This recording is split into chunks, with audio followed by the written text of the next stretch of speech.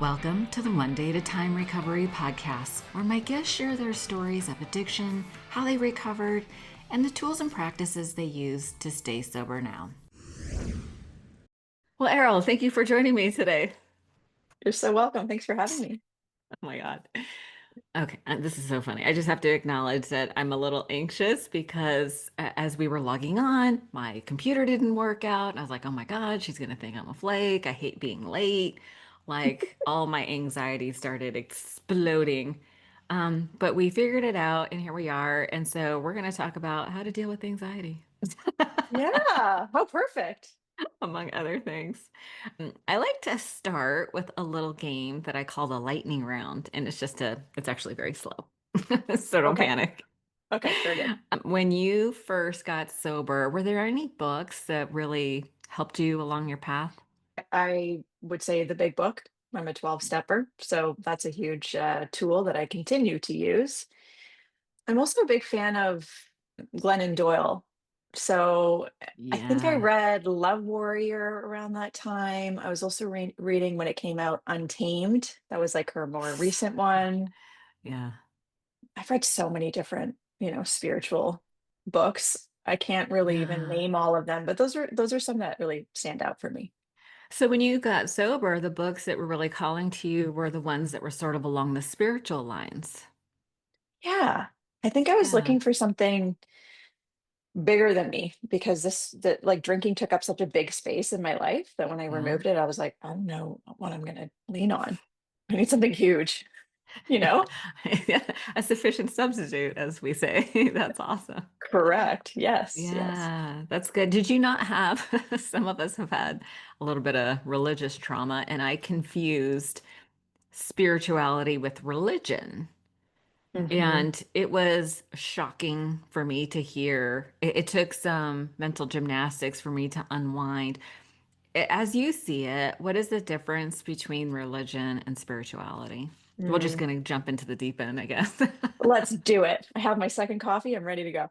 Awesome. Um, Yeah, I mean, the way that I see it, religion can kind of be this like rigid construct. Like it works for a lot of people. It doesn't work for me because my faith in something greater is really like big and maybe nebulous in a way, and it can't be defined by going to one church, believing in one kind of God or one kind of energy. I think religion can be a bit structured, for lack of a better term. That's a nice Um, way to put it. I and don't mean and to dog on religion, but yeah, I had a hard time yeah. with it because of like sort of like this way is the only way and you have to think these things. Yes. And there was a lot of Yes. things about it that didn't make sense to me. And come to find out, I had some misinterpretations about religion, Mm, but I like the idea that you and I kind of this common ground that we have around 12 steps. It's take what you like, leave the rest. And it's my understanding that religion is not like that. You don't get to pick and choose. I think it's pretty black and white, Yeah. and there can be a lot of judgment. At least that's kind of how I perceived like any kind of relationship that I had with religion growing up. And I didn't have a lot. I didn't go to church regularly. It wasn't talked about in my household. But any experiences I had with church, for example, felt a bit frightening and Oh, stifling and yeah. like, kind of just like, I don't know if these are my people. Like, I don't know if I can be myself here. Yeah. And spirituality is kind of like you make of it what you'd like to. It's just believing in something bigger than you. Could be anything. Yeah. I think that's a great place to start. It's like, well, what would you like it to be? Like, what makes sense to you? Like, it had to make sense to me. And there was a lot Mm, about religion that didn't make sense to me. And, my dad was one of those that was like super uber religious. And mm, um, he was like, yeah, you don't get to pick and choose. And like, this way is the only way. I was like, but, it's like I have all these questions. yeah. This doesn't make sense. If God is all loving, why is there a hell? Like, if you're born on the wrong side of the planet and you don't get the news, you don't hear the good news. What? Hmm. Hell forever? That seems a Yeah. little unfair. It didn't really fit with my conception of like love, unconditional Right. love and humanity, like embracing all. And Yeah. I just feel like my belief in something greater is so expansive. It's so big. I can't even really capture it in words. It feels Yeah. like there's nobody that it wouldn't touch, that it wouldn't embrace or accept. So Right. I find myself stepping away from anything that feels really dogmatic or restrictive or judgmental. I'm like, that sounds like fear. And I don't want to be in Definitely. fear. I'd like to not be in fear Have anymore. you ever read any of the Course in Miracles? Mm-mm. Oh my God. So the basic premise is that there's only, well, I don't know that there's only two states, but everything kind of boils down to either love or fear, right? And Mm. fear is the place are the places where we need to heal. And I was like, yeah, I can get behind that. That Yeah. makes sense to me. There's a Yeah. really beautiful practice in the back of A Course in Miracles. It's like these little lessons that you do every day, little meditations that sort of help break your mental construct of a fearful world. So Mm. 10 out of 10 recommended if if you're All looking for a right. book. Yeah, maybe I'll check it out. Yeah. Well, thank you for those book recommendations. I am such a seeker. I'm a self-help junkie for sure. So Mm. I love those book recommendations. Well, obviously, I've read the big book, alternatively known as Alcoholics Anonymous. Hmm. Hmm. Um, and Glennon Doyle, she's such a brilliant writer. She just has such a way of being transparent and relatable. Yeah. And she's in So, recovery, and long-term she's in recovery. recovery. Yeah, she is. I love that. Um, do you have a go-to mantra or quote that you kind of live by? Is there sort of like a theme to your recovery? Mine's obviously like Mm. one day at a time, but is there anything that kind of stands out to Yeah. you? That's a big one day at a time. Um, Yeah. at the moment, it's keep it simple. Ooh. Because I've really fallen into like the more that I'm working on expanding my business and like not improving, but nourishing my recovery. I've added a Uh-huh. lot into my life, and I'm like, all of a sudden, things are very busy and very complicated. And like, this is not good for me. This is not good for me. So I'm Right. falling back into that. I'm trying to reconnect with that. Keep it simple. Like, Yeah. don't clutter my life. Don't clutter my mind. Don't clutter my days with so much that I'm not present Oh and my God. connected. Like that's what sobriety can give us, right? And Yeah. you know, so that's what I'm using right now. But all of Keep it those, simple. like, yeah, all of those AA slogans are so good. I love Um, them. All these little cliches. They seem at face value, they seem sort of superficial until it mhm. happens to you. And you're like, oh, now I get Yeah. it. Like this mental hack of like, one day at a time. It's like, I really don't know what's going to happen tomorrow, but I'm just going to stay sober today. Or just right now or whatever. So, and I Hmm. feel like that is in alignment with Keep It Simple. Hmm. There's that an acronym KISS, keep it simple. I don't like people add stupid to it. I don't need Yeah. that. But keep it simple, Sweetheart. sweetie. Yeah, exactly. Yeah. Keep it simple, sweetie. It's so funny because I love this book called Essentialism, and it's about Mm. saying no to things because that's a paradox about sobriety is we get sober and suddenly we have all these choices. It's like Right. life suddenly opens up and we feel alive again and we start having fun again and connecting and Hmm. we get so excited about life. But then we have all these choices, especially if you're an entrepreneur, right? So I Hmm. would imagine that's like, oh, I have to do all these things. There's no shortage of things to do if you're an entrepreneur, if you're Oh self-employed. yeah. And it's very easy to complicate things. So Yeah. I appreciate this idea of like what really matters. It's like the important isn't always urgent, and the urgent isn't always Mm. important. Mm.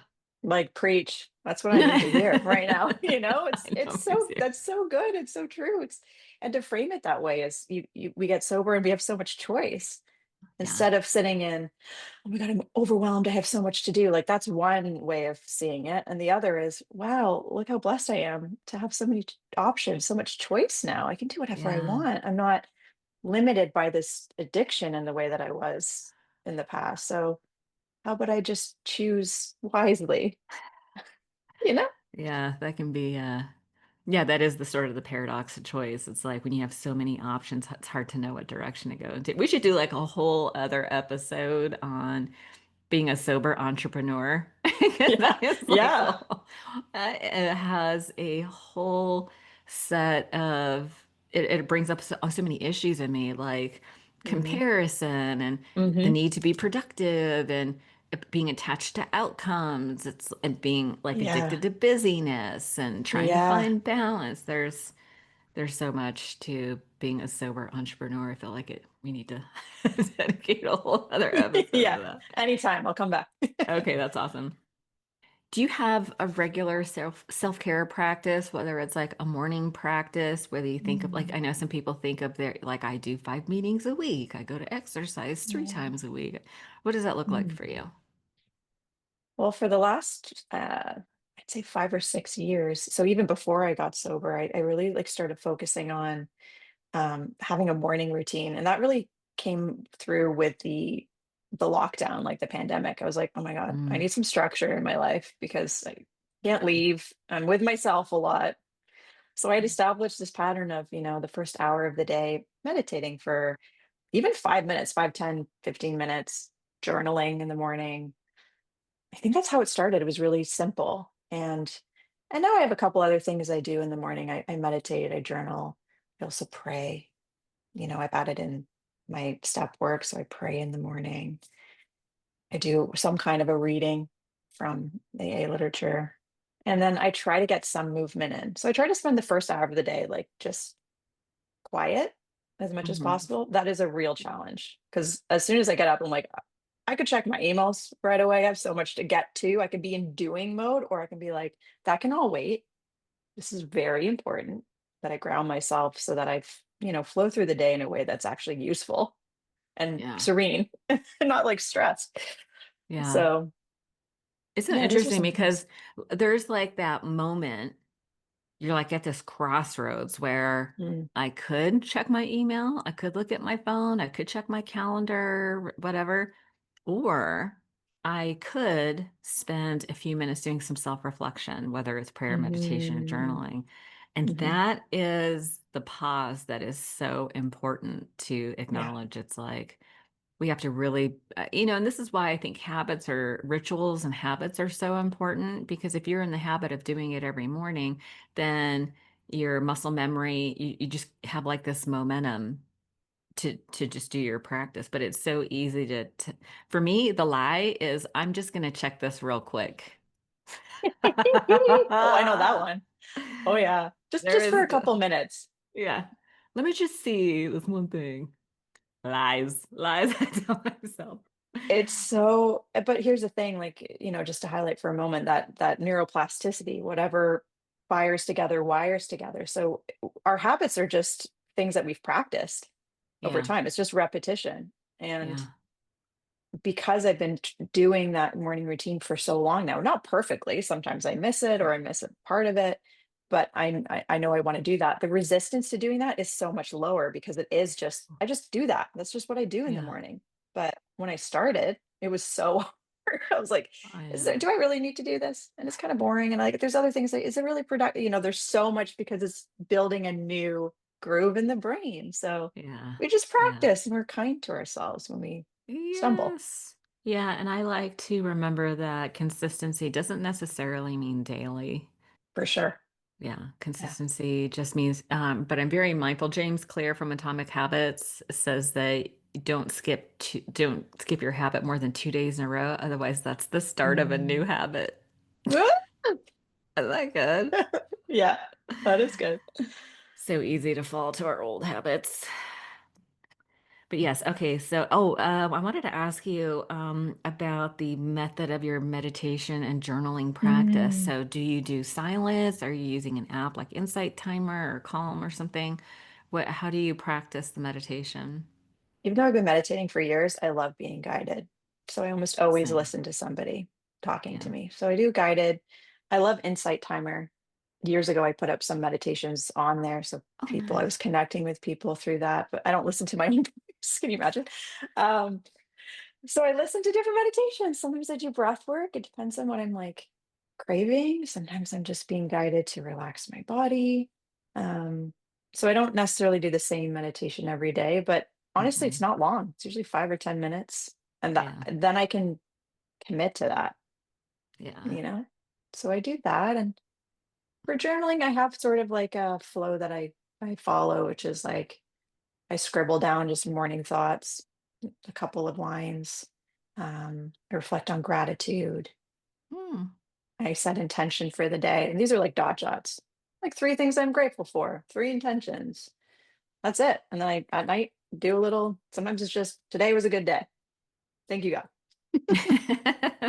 So You nothing, got it. again, like just small practices are very Yeah. sustainable for me, and I think for a lot of people. I think the temptation is to think, oh, it's just a small thing. It won't matter if I miss it.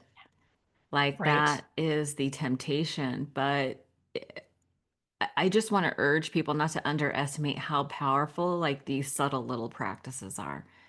Setting your attention. I saw this really interesting study where they did this experiment with people where somebody was pretending to take a survey, and they asked the subject to hold their drink for a second. And so some people held a warm cup and some Hmm. people held a cold cup. And the people that held the warm cup ended up doing the survey in like a warm, positive, like Mm, had a different response. And the people that were holding the cold cup tended to be a little more cynical, a little more negative. I was like, huh. yeah, it was really interesting. And so I think we quickly dismiss how important these simple, sometimes easy little practices can be because we don't really get how big of an impact it has on our day. I love that. I love that Right. study, like to bring that in because it's like it's warmth. It's the simplest thing, like just holding a warm cup. You don't Yeah. even have to consciously think about it. That can shift our state. It doesn't have to be this. I think there's that trap in the wellness world. It's like change your life in 30 days. You have to start with 100 push-ups in the morning. Make sure you have an ice bath and 5,000 grams of protein. And it's like, oh my God. I really cringe at it now because it just feels Yeah. overwhelming, all of that Yeah. advice. And it's like, actually, what the nervous system needs to feel regulated is less of everything. Less of everything. Yeah, less.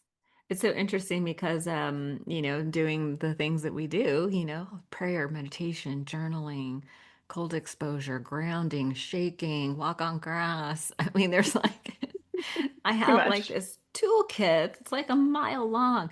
So what I finally had to realize, it's like, you know what? 30 minutes. Three things, 30 minutes. And that's good Yeah. enough. That's good Yeah. enough. It doesn't have to be like this. I was doing self-care summer, and so I had like my list of all my things and books I wanted to read and videos I wanted to watch and journaling. And I realized I was turning my self-care summer into another thing that I beat myself up about, like another to-do list. Yeah. Hmm. And I wasn't that far into it where I just decided to just drop it all. I just dropped it all, Mm, and I was like, you know what? I'm only going to do what feels right. And I realize it's a very beautiful. privileged position, but I did it and I feel so much better. Yeah, that's a really powerful moment to choose Yeah. that, right? To be like, okay, Yeah. there's the difference between what we're being told we should do and what Hmm. we feel is right for us. And like that's what I'm learning as I get a bit older and a bit further on in my recovery is like I gotta turn down the noise a lot to know what I Oh, actually need. Because I yeah. don't know if I'm listening to everybody else and their advice, I might be doing things from, commanding commands from my brain, do this, do that, and the next thing, and I'm not listening to my body at all, which might be saying, Yeah. can you stop? Can you just like take a nap, please? You're burning out. You don't know it, I'm but you're like, burning out. I do have this manager part that's like, bitch, sit down. Calm Yeah. down. Calm down. Yeah. It's like the bully that slaps the books out of your hands in the hallway. She's like, stop it. Stop doing all Too that much. shit. Yeah. It's too You're being much. crazy. Yeah, that's crazy. This is not helping. Yeah. Yeah. Yeah, and Exactly. it's funny because I feel like some of this stuff sort of reinforces the idea that I'm not okay, Mm. right? Like Hmm. being a total self-help junkie, it's like actually reinforcing this identity that Mm. I'm somebody that needs to be healed, which is implying that I'm still like deeply wounded, which, we all have areas Yeah. of growth and, I go to therapy and all that stuff, but Yeah. now I'm starting to really be aware that, oh, maybe some of these things are reinforcing the idea that I'm not enough, I'm not okay. Mm. So really just trying to Oh, I feel like this is therapy. Am I going to owe you after this? No, I'm also getting something out of it. So maybe it's two-way therapy. Yay. Okay, well, I told you this lightning round was very slow, but I love this question. I know it's kind of overplayed, but what's one thing that you wish you could tell your younger self when you were just getting sober? You don't even know how good it's going to get. Yeah, You that's a can't, good you one. literally cannot imagine it. It would blow your mind. It would be too much. That is the truth. Oh my Really. gosh. Yeah, I love that. And back in the olden days when I got sober, I don't know, did you hear that exercise where you should write down all your dreams, like when you first get sober? Oh, write down everything that you hope for your Mm-mm. life, and then read it a year later and you'll be blown away. Mm. Like back in the olden days when I got sober, they used to talk about that a lot, and it was true. Like I had no idea, like, and it wasn't necessarily the things, but it Mhm. was the feelings. Like Mm. I always wanted a place where I felt like I belonged. I Mm. wanted at least moments of peace. I wanted to find love. I met my husband when I was 5 months sober. I realized that's kind of a no-no, but Wow. You're yeah, still together. yeah, we celebrated 31 years together. It was just our 28th wedding anniversary over the weekend. But yeah, I mean, people have no idea how good it's going to get. I wonder if you see this too with the clients that you work with, that Mm. their thinking clears up 30, Mm. 60, 90 days in, 6 months in. I have people telling me all the time, "Oh my God, my thinking ability, my clarity, it's like the more distance you get from the alcohol, like the better you feel, the clearer you think." Do you Mhm. hear those Mhm. kinds of things as well? Yeah, absolutely. There's the physical shifts, like my skin's clearing up. I'm not holding all this water weight. I'm sleeping better. All of that stuff, right? And also all of the mental space that's freed up when we're no longer obsessing about alcohol, like Oh my thinking God. about when we're going to get it, thinking about how hungover we are, thinking about when are we going to stop, thinking about, like I think about how much space that took up for me. I really couldn't do much else. Like I tried, but there was always this other focus taking me away from whatever I was doing. So, yeah, I hear that. I know in my own life, and I hear that a lot from clients. Like, I have so much time, like I can set goals and actually like show up for Yeah. them. Yeah. I'm thinking clearly, I'm planning ahead, I'm remembering things, I'm like playing games and getting the answers quickly. So, yeah, it's really powerful what we Yeah, can do. that that's a I feel like we need to focus more on like the benefits, right? A lot of times people are trying to like get away from the pain, which I think is Mm, really important, but to also recognize that there's so much good to move towards. And maybe this is a mhm, good time to sort of transition to sort of like how we got here. mm, I'm always very curious about what childhood was like for people because I feel like that sets the stage for what's to come. So I'm always curious about like, what your parents did for a living, where you grew up, if you had siblings, mm. what's that Yeah. like for you? I'm one of three girls, and we're all very close together in age and emotionally. Um, I'm the middle child, so Oh, take me with too. that what you will. Same. Hello, I'm here. Yeah. Um, I grew up in a town just out of Toronto, like a small suburb. Mom is Welsh, so she came from Wales. Dad grew up just outside of Toronto, but his family's Irish and English. Um, and Yeah, it was a challenging childhood, kind of from the start. My dad struggled with alcoholism even before I was born, before my sisters were born. So that was something my mom was contending with when they first met each other. And, she's done a lot of her own recovery work over the years, but didn't know how big of I think an issue that was going to be for everybody involved later on in life. Don't falter for that at all. Um, so yeah, growing up was like wonderful. I have good memories. The more therapy and healing I do, I can remember those positive things. But Mm. for a long time, it was like I don't want to look at my childhood. It's a mess.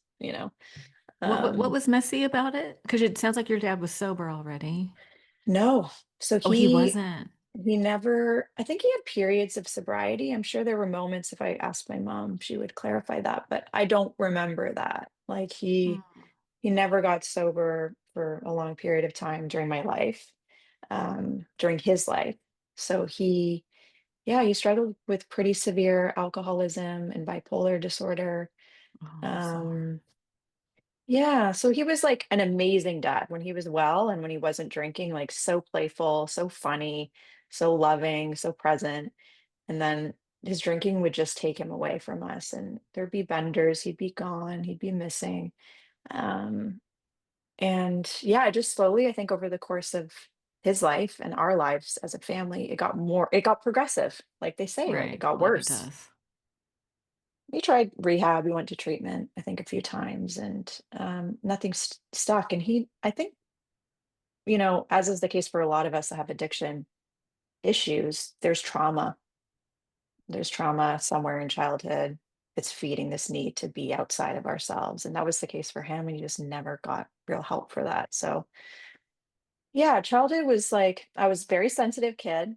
I'm still a very sensitive person, like very aware of everybody's moods and what's happening and wanting to be the good child and the golden child and the perfectionist. All of that was trying to keep everybody happy. And um, my parents separated at some point. I think I was 12, 11 or 12. And yeah, his disease just took off from there. He got more and more sick, stopped working, um, eventually got cancer. So that was like towards the end of his journey. And Mm. it was caused by drinking, general, and some other things. But, the doctor said, you got to kind of stop. And he couldn't. Yeah. So yeah, he passed away when I was 18.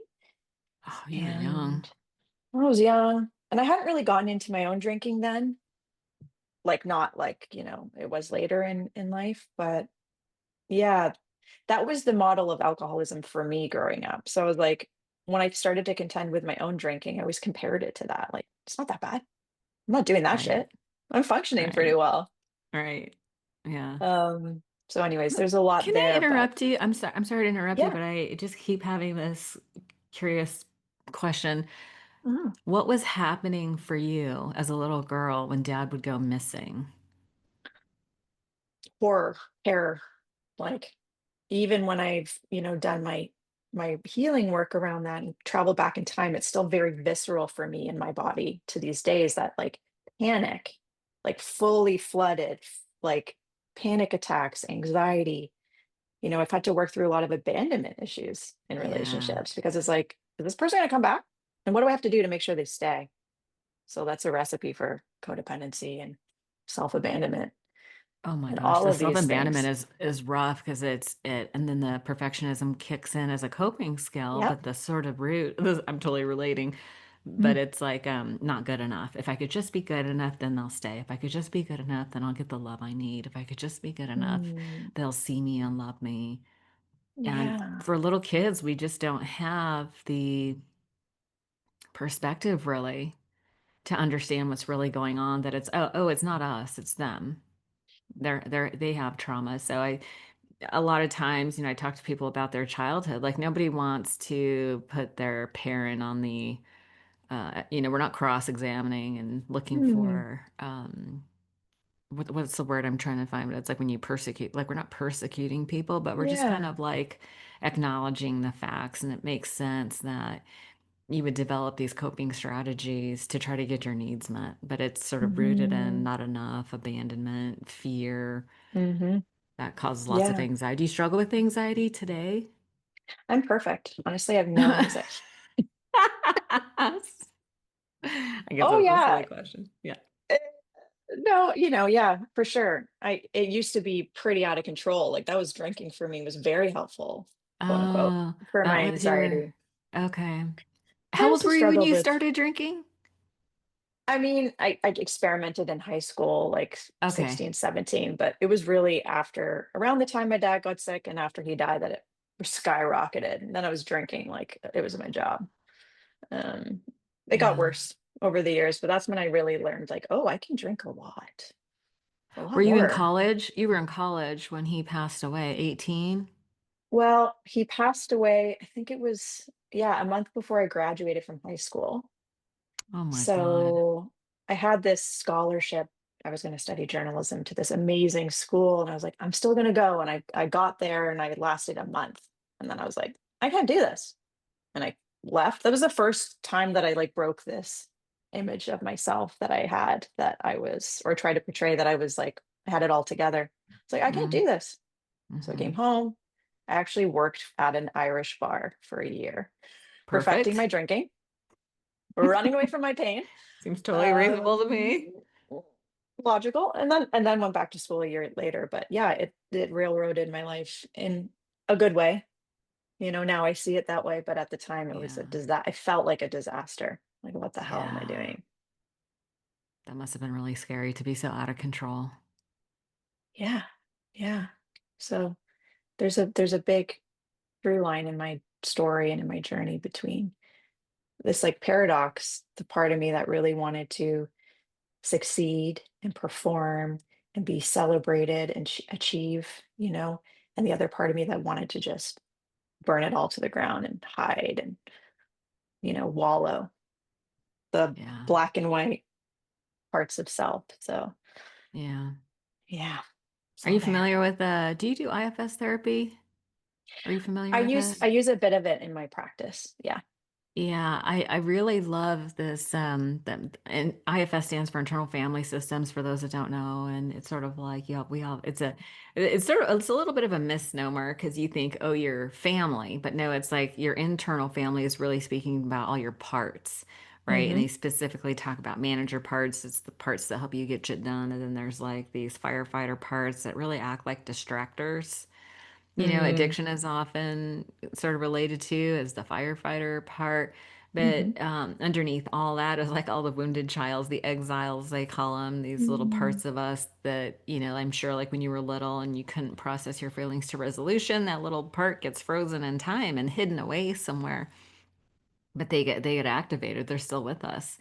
And this idea of like, I want to do stuff, but I can't do stuff, these extreme, like often leads to Mm. paralysis and these polarizations. And earlier you're talking about, the resistance that we encounter. It's like, yeah, because we're so polarized with these extreme, Mm. like, I want to perform and get shit done and save the world. And meanwhile, I just need to lay down and stare at TikTok for 8 hours. Yeah, that actually sounds better. I'm gonna do that. Yeah, I'm just gonna do this absolutely. one thing real quick. Yeah, yeah, exactly. 8 hours later, Lies. 8 hours I later. haven't eaten or moved. Yeah. Um, Burnout. Yeah. it's really true. So, I mean, all therapy, I think, and all healing work can come back to this concept of integration, like Integration. bringing in all of our parts. Yeah. We are now one person. I can acknowledge, with more and more consciousness that, oh, my inner child is really present today. We're in this Yeah. moment and I can tend to her. Or manager part, she's like running a bit too much of the show right now, and I need her to sit over here. And I'm no longer split and unaware of how I'm operating, what's happening. I have so much more awareness and Yeah. love for all of the little pieces inside of me that were created to help me survive, essentially. Exactly. Yeah. No, that's really good. Cool. But we didn't know all this at 18 years old. So you started so when did your drinking escalated while your dad was getting Mm. sick and then after he passed away? Mhm. So it was sort of the fun with problems. So we're sort of reaching the problems era. Like what kind of problems were you like give me some bad stories. What is the worst thing that ever happened to you? What is the worst thing you did while you were drinking? Right, Probably can't remember. right. Um, Thank God. Oh my God. Honestly, like it was fun, quote unquote, fun for a long time. Like Yeah. when I worked at that Irish bar, fun. I had Super moments fun. where I'd break down and, drink too much and black out, but was still under the illusion this is fun. And then I went to a party school and stayed at a residence that was like known for partying across Canada. More fun. Those 4 years of university, I don't know how I like, you know, passed and also did well. I'm like, what happened? I was very drunk a You lot did of the well. time. Yeah. I was gonna say C's get degrees. No, I had this again, that split, like really good at I'm gonna get shit done. I'm gonna achieve. I'm gonna get Okay. on the honor roll. And then I have Wow. this switch that I flip, and I'm out as soon as I can. I'm off. I'm offline. I'm outrageous. I'm wild. Outrageous. Can't be tamed. I'm unhinged. Um, So funny.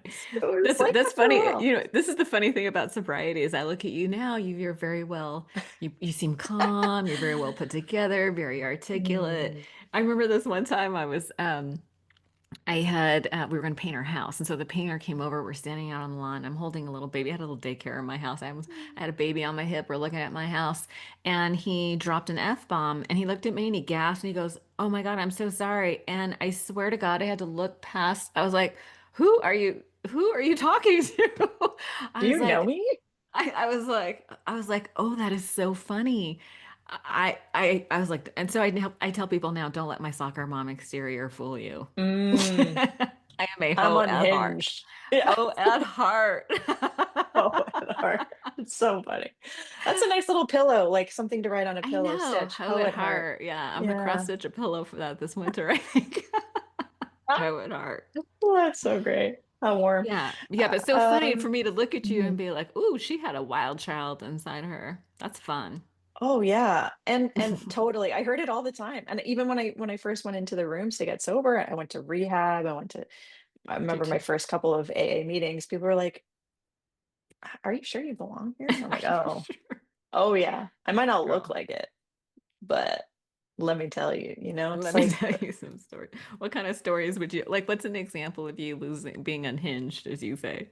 mm, oh my God, I don't even know like where to start.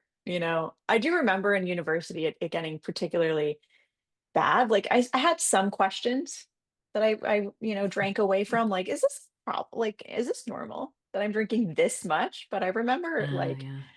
you know, I would get so sick every once in a while. I was really into whiskey at the time because I was, I Classy. was a hard girl. Yeah. Um, Whiskey and cigars. Whiskey and cigars.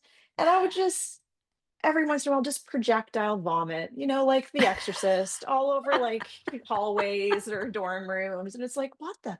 I did you like that all the time. It's just unreasonable and disgusting. Like now I never puke because I'm sober. And it's like I never get sick really that way. Funny how that happens. It's so weird. I'm like, well, no. I used to tell Yeah. people I would throw up so often. I would joke around about it and say that if I didn't have splash marks on my shoes, it wasn't a good time. Yes. That was How me far we've come. keeping it classy. Yeah, I don't do that Yeah. anymore. I don't do that anymore. No more Yeah. projectile vomiting for you No, I really don't remember the last time that happened. Sober. in No, public. no. But I was like constantly doing stuff like that. And yeah. Oh my God. Ah, So, it's but so, here, but it's so humiliating when it happens, though. yeah, It's so embarrassing. It's so humiliating. It's so like yeah. not who we want to be. No, I was Yeah. constantly ashamed. Like here's the bottom Oh, line. Like it's funny and ridiculous, especially to look at the period of time where I was quote unquote having fun still. yeah. But even then, even before it progressed and became a real problem in my mind, I had so much shame. I Like I know. was constantly struggling and embarrassed of what I had done and what I had said and missing classes or missing important things. That's a through line too in my story. And I think for a lot of people with addiction or moving towards recovery is like the immense amount of shame for who we are when we drink. Yeah. It's embarrassing, So deeply. embarrassing. Yeah. Deeply shameful. So you mentioned that you went to rehab. What was Mm. so I would imagine you're like, okay, this is a problem, but it's hard. Sometimes there's a gap between realizing it's a problem and then being able to like quit. Did you have one of Mm. those like rock bottom moments where you're like, I have to go to rehab, or was it cumulative, or how did that work out for you? It was cumulative, I think mostly. I was with somebody for 10 years and then we broke up and then my Oh. drinking got even worse. And then all of a sudden I was using drugs in a certain way and ending up in really high risk situations with people that probably weren't safe. Like it's a miracle Mhm. that I didn't die or I get like know. severely hurt. I don't understand it. What Um, kind of drugs, if you don't mind me asking, was it like? like cocaine started to come into the picture, and that's like really common for drinkers at some points because it allows Yeah. you to drink more and stay up longer and party longer. Like Yeah, yeah, it's yeah. insanity. It's But insanity. Very then common. I wasn't sleeping, and I was, yeah, ending up in weird places with weird people, and I got scared. I think at one point I had a seizure drinking, and I was like, Oh my okay, God. like this is no longer okay. So it was a series of that, and just feeling like I literally can't go on. I'm going to die, or I'm going to try to get help. Yeah. And I self-referred. I checked into rehab and was like, I'm just going to see how this feels. And I didn't sustain sobriety after that. I actually went Yeah. back out for like 5 years. Oh, that's a long time. But I only mention that because yes, rehab can be beautiful, and some people do go once and that's it for them. It's also common for people to try multiple times to get sober, right? Yeah, people go to the rehab. I'm going to be interviewing a journalist pretty soon who is talking about the problem with the rehab genre. There are some Mm, laws that make rehab facilities challenging for a variety of reasons, funding and mm, mm. things like that. People just don't have like the time and resources to do extended periods, which is Yeah. often what's really needed. And extended like family therapy is also very Hmm. much needed. So, but this idea of the revolving door in rehabs is so common. Hmm. And I don't want people to get like discouraged or think that they shouldn't go because it's hard because you just never know. Like your last time could be your last time. Sure. Yeah, I don't regret it at all. I'm very grateful I did it because I had that, I think it was 28 days, 21 or 28 days. It was a for women only. Nice. And somebody gave us structure, it was like you're gonna wake up at 6 and you're gonna clean the house and you're gonna do, and I remember being like, oh my God, I didn't come here for boot camp, but it was actually really good for me because I was undisciplined at that Yeah. point. I had no responsibility, and it it planted seeds that bloomed later on in my recovery. So I Right. am You were so ready. grateful I went. But Yeah. I wasn't fully ready. I wanted to be ready to quit, and I wasn't. Yeah. And you weren't, and that's okay. And that's just part of the Mm, journey for a yeah. lot of people. Like, yeah, same with me. It took me a long time. It felt like a long time. Felt like a really, really long time. Hmm. But I didn't know about rehab when I got sober, but I'm so jealous of people who get to go. Yeah, that's a really intense period. So you went rehab and then it didn't stick, so to speak. When was your last time, your Mm. last time? If that makes sense. Yeah. Well, I just want to highlight for anyone that's listening, and they're in that period of time where they're trying something and maybe they have like a couple months of sobriety. This is like a very special moment where we're gonna have to take special care to stay close to the things that keep us well. And what had happened for me is I went to treatment, I had joined an AA group, and then I got confident. About 3 months in, I was like, I don't really need AA anymore. I think I can do sobriety on my own. That was for me a huge like mistake Yeah, because I got away from everybody who was living this sober life and all the principles that were going to help keep me well. And this is what we hear in the rooms all the time. It's like that's yeah, without fail, people that go back out or relapse stop going to meetings. They're not talking to their sponsor anymore. They're not doing service. Like there's a pattern. It doesn't just happen. yeah. So yeah, I went back out. By that I mean started drinking again, and um, I didn't stop drinking until August 14th, 2022. So just 3 years, over 3 years ago. Don't be saying just to me. Uh, That's a uh, that's a big thing. August of 22? yeah, August, yeah, of 22. That's a big deal. Yeah, because truth be Thank you. told, you and I know that a lot of people don't come back or they don't get sober or they continue to Yeah. suffer. And not everybody dies, but what I am most, what makes me sad is the suffering, the Hmm. continued suffering, the cycles of highs and lows, and we incur additional shame. So it doesn't mean that Mm, I'm sure you like if you and I both have like the same experience of if they say if you stay around long enough, you'll see go to a lot of funerals type of thing. Mm-hmm. And that has been my experience, and I'm sure Yeah. you've been to some too. So for certain people who like to take it to the extreme, I do not recommend going it alone.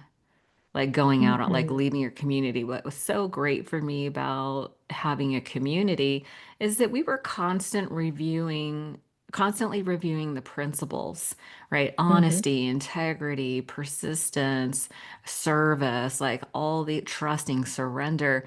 It was like I'm always um, like going over the material because my brain has this default mode network, right? Mm-hmm. This operating system.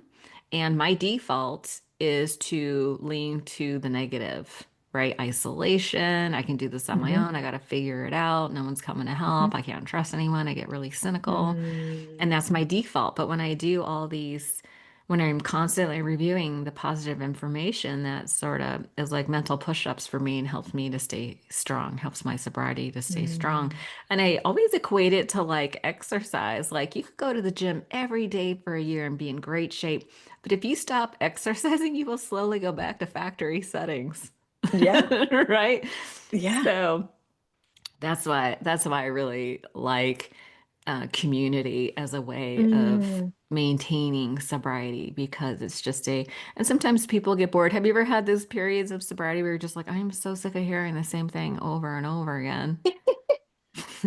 I mean, yeah, for sure. I've had periods of time like that where I'm like, I don't really know if I really need to listen or go to that meeting or, Yeah. and it's like I've had sponsors, like people that have mentored me along the way, encourage me to just keep an open mind and like, is there Yeah. something that person said? I know you find them really annoying. I know you're constantly in your judgment around them, but Yeah. could you just listen? And then there's something to get from everybody, something to receive and hear. But yeah, like, is boredom the enemy? Not anymore. It used to be. I'm like, oh no, Right? what's going to happen if I'm bored? I might do something I, you know, regret, I something crave some impulsive. chaos in my life.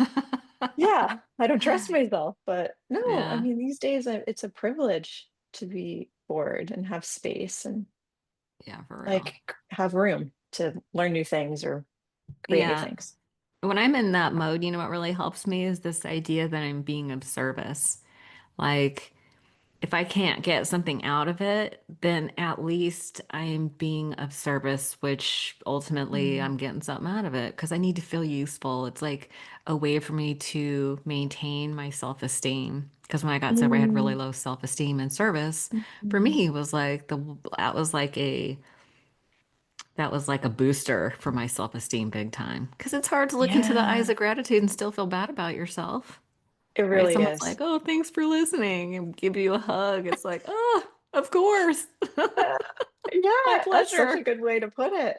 Yeah, Yeah. like to feel, I think that's why, getting into therapy, this work as a therapist has been so grounding for me in my recovery is to feel useful and helpful. Yeah. And to put myself, some of my experiences will come through because they're helpful in that moment to share, like, oh, I've been where you are, and Yeah. here's a light at the end of the tunnel. But a lot of it is holding space for other people, being in that service mode. And that is medicine for me Medicine. because I will just unendingly, I have the urge to keep fixing, keep working, keep focusing on self, Yeah. and it takes me out of that. And then as a result, I feel more serene than I thought I ever could. But Yeah, that's I actually a can't. really good point that you mentioned about getting out of self, because I Mhm. am self-centered to the extreme. And but when I'm in service, I'm thinking about somebody else. It's like, oh, thank God, I just get a little break from Break. myself. I had a sponsor who would say, I'd call and complain, and she'd be like, "Oh, sweetie, are you thinking about yourself right now?" It's like, yeah. Am I not supposed to do that?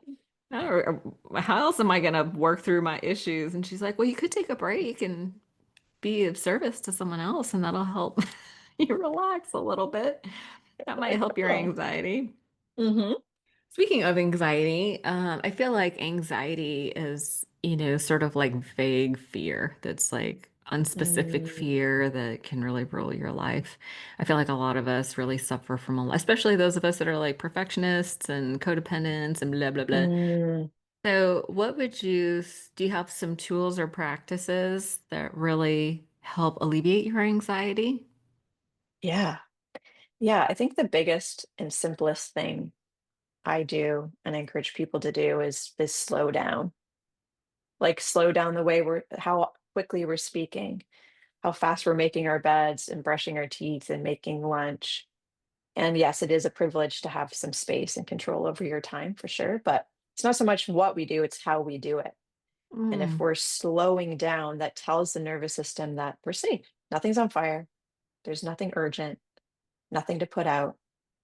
And it doesn't require, a an app to do this or money. It's just literally being intentional about like, I'm going to try to slow down everything that I'm doing. And as a result, that warning system in my brain that activates anxiety isn't as likely to be on. It doesn't have a reason yeah. to be.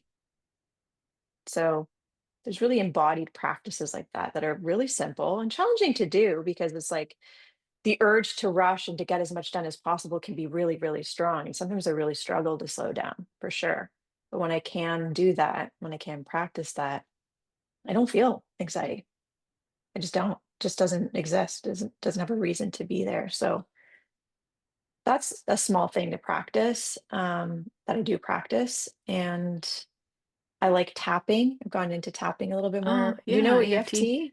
Yeah, Yeah, I actually put a couple of videos out on YouTube, a couple of little demonstrations, and EFT is, nice. you know what's so funny though? If I'm triggered, if I'm really afraid or stressed out or worried or anxious, it's hard for me to remember what my tools are. For sure. So I actually have a bazillion post-its under my desk here, but I will sometimes have like a little list of like, okay, you could tap, you could put your hands under cold Mm, water, you could do a mhm, Tim Ferriss had this really interesting exercise. He called it the fear setting exercise, hmm, where you list out what your fears are, and mhm, then what's the worst case scenario if it happened, and mhm, then what's your contingency plan. mm, And by getting really specific about the fear, you're naming it, you're right. So it's not like this vague sense of like you're really identifying what it is and like yeah. worse, but to have the contingency plan, it's like, okay, if we go bankrupt, Mhm. what would I do? That I just pulled that out of the nowhere. Feet finder might be a good side hustle. I'm just kidding. But do you know what I mean? Why did my brain think that? I don't know. Um, Yeah, I but do know what you mean. yeah, but yeah, so name the fear. What's the worst thing that Mhm, could happen? What's the contingency mhm, plan? mhm, And just by doing that, like I have a son who has really bad allergies, and when he was little, we'd have to travel, and I'd be so freaked out that like he's got anaphylactic allergies, like an mm, EpiPen and all that stuff. So what I would do is, like we went to Disneyland, so I identify the hospitals or the clinics nearby. They actually have an emergency room center, like a crisis. yeah.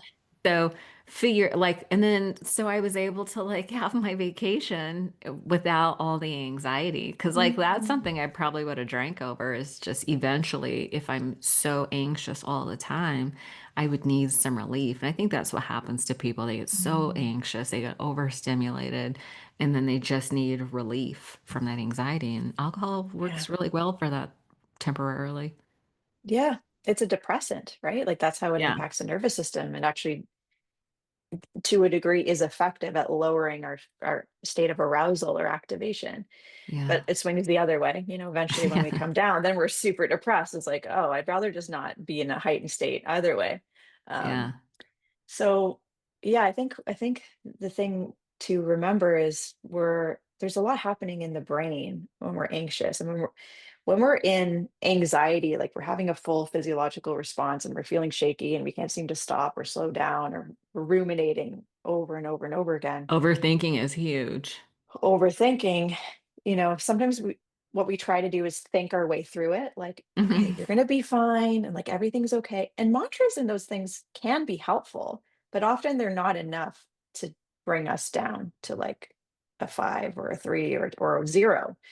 because what's happening is we're having a response in the body. So Yeah, that's why I really lean into those somatic, those body-based practices. And certainly doing something like tapping. writing out your fears and things like that can be really helpful. But let's say you can't do that. You just can't access that type of thinking because you're really Right, activated. We're in the reptilian part of the brain when we're in panic mode, we're in fight or flight. So we can't even access the prefrontal cortex. That's like the part of the brain right. that's critical thinking and planning and problem solving. Like if we can't do that because we're already too activated, sometimes the most powerful thing we can do is breathe. Like take a couple of slow, deep breaths. Um, shake out your arms and legs, just let the energy flow a little bit. And then we get to a place where we can use our other tools, our journaling, meditation, whatever it is that works for us. But we're at a 10. Like we cannot expect ourselves to remember, like you said, remember any of our tools. Like literally, we just can't. We're not in that part of Can't. the brain. Yeah. Um, So and to do somatic, anything so complicated. somatic first. Take care of the I body, think get your vagus nerve if you relaxed a little can, bit. like, if the problem originated in the mind, then we're not going to find the solution there, right? A Like, problem can't be solved with the level of thinking same that thing. created Yeah. it. Yeah. Yeah. Yeah. So it's like, okay, I'm just going to think about this in a different way. And it's like, for me, my experiences, it's way more effective to get into my Okay. body in those moments. Do I always do that? No. Sometimes it takes me like hours or days to be like, oh, I'm still thinking. I haven't done Yeah, anything that's so physical. funny. Yeah. But I would say, Takes yeah, like building I that up. like the shaking is really interesting because you've seen those studies like they observe animals like a deer that Hmm. just avoids an attack, and they escape. And what they do is they sh literally shake it off. They Hmm. shake their whole bodies and then they just go Hmm. about their business. But Yeah, they're yeah, like, whatever. we see that in the animal kingdom, and I think that we forget that we are not just these big brains, we're actually mammals Hmm. that we need to take care of our physical body too. There's so much energy happening. One of my favorite definitions of emotions is energy in motion. So there's this energy that wants to go somewhere in the body.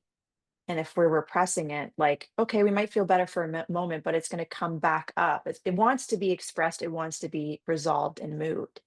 So that's Mhm. why, like, okay, sometimes I just think about leaning into the energy. I'm feeling really shaky. I'm feeling really antsy. I'm really anxious. What would it be like to just fully lean into that and shake, shake, shake? And the energy will literally, like the adrenaline, the cortisol, all the stress, all those hormones will just move through the body and release. Yeah, Sounds simple, hard to I practice know. sometimes, but Yeah. it is like powerful. Yeah, it's so easy to sort of want to like dismiss or poo-poo these ideas. And it was so funny because I belong to, as an entrepreneur, right? I belong to Mm. these groups where they talk about their different offers, not necessarily just in like the mental health or wellness space, but like Yeah. all these. But there was this gal who was like, she did a whole course, a whole program on shaking. She was like, if you Mm. shake for 5 minutes every day, your entire life will change. And I was all, but then I was like, all right, fine, let me try it. So yeah, it really does help to, I have a very restless mind. And Mm. so this makes me think I need to start doing that again. But yeah, those taking care of the body first by doing these practices, then you can access the rest of your brain, your prefrontal cortex and Yeah. some of this other stuff. So that's actually really important. And it takes time to get into those practices, especially if you're in early recovery, because alcohol takes us, it disembodies us, it takes us out of our Yeah. bodies, which Yeah. is quite often the goal. Like, I don't want to be fully present. Exactly. So, That's like, the now you're telling me to goal. get into my body? What does that even mean? I don't want to do that. Ew. Just like, you don't have to. You don't have to do any of these things. It's small things, like just Small starting things. to notice your senses more, slowly building capacity to be in your body so you can use it to help you move Yeah. energy and heal. But it doesn't happen overnight. Well, and listen, this is why we need each other, right? Because we're not typically all crazy on the same day, right? Sure. Like I could be like, "Hey, I'm super stressed out." And some of my friends will be like, "Well, have you eaten anything? Have you exercised? How are you sleeping? Did you go outside? Maybe you need to go touch grass." You're like, okay, I haven't done any of those Oh, things. Thank you. yeah, totally forgot that. Like, and that's my default is to think, I grew up like nobody's coming. I have to figure it out. I'm Mm. alone and it's all on me. And it's Mhm. not, and I forget. So sometimes, but reaching out and complaining seems to be a good. My friends go, "Oh, but hold on. Have you done this or that?" I'd be like, "Oh my gosh, I totally forgot." So funny how Mm. that works. So yeah, this another vote for community and friends who Mhm. are all on the path. Well, listen, I told you I was gonna keep it to an hour. I think we're just a tiny bit over. But thank you so much. You shared so many amazing things. I appreciate your story so much. And I know that you're available to help people. I know you do some yoga and meditation. You're a teacher, a registered psychotherapist. And if people are curious to work with you or learn more about you, where can they find you? You can find me on Instagram is a good place. So it's just at Errol McCaffrey. Maybe you'll put that in the show notes I'm so they going to can put see it how in you the spell show my name. notes. Okay. Yeah. Yeah. And they can check out my website too. It's errolmccaffrey.com.